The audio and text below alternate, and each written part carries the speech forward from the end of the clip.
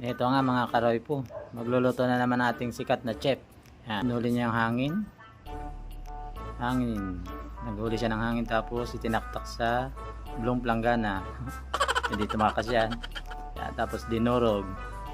Yan, dinurog-durog niya yung hangin tapos hinalo ng butas na kutsara, inilagay sa green. Sinali. Ayos din ito, ayos din magluto ang chef natin, oh. Nakikita niyo ba idol ang niluluto niya, oh. Sinala niya. Tapos yan, nilagyan niya ng siguro ano yun, harina, tapos sinalo, tapos nilagyan ng kaya yung hangin din. Yan, may tinaktak siya, hindi natin makita kung ano ba gayon. Yan, lalagyan siguro niya ng itlog.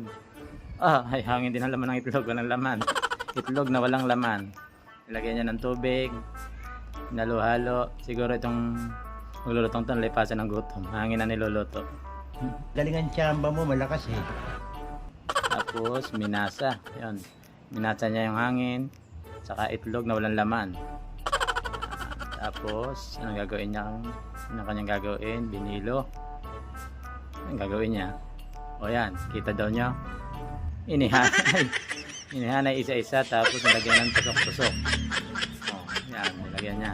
Nilagyan niya ng kaunting asin. Parang naintindihan ko ng gagawin niya. Ini-oven. Tapos in-oven niya. Tapos yan, kumuha siya ng ano yun? Yelo. Siguro yelo yan. Yelong hangin. Ang gagawin niya dyan. Oh. Oy, malamig nga.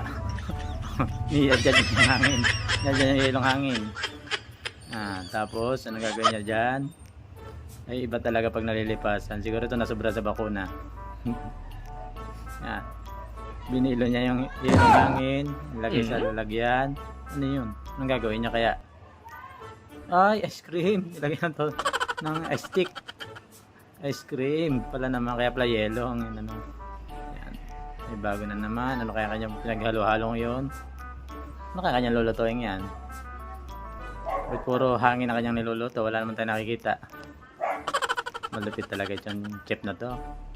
Ano yan? Siguro gulaman. Nilagay sa rep para daw tumigas. Yan. Okay na. Gulaman nga. Gulamang hangin na kanyang mo, malakas eh. niluto. Iniwa-hiwa. Tapos hinalo. Yan, ilalagay. Gagawa siya ng siguro ay halo-halo. Ayan o. Halo-halong hangin. Tapos inilagay ang ice cream. Tinunaw. Halo-halong hangin nga ang gagawin niya. Ayos din to. Tapos ay okay na, nakaserve na ang kanyang nilutong hangin. Ay mabubusog siya yan. Busog ng hangin ang ulo.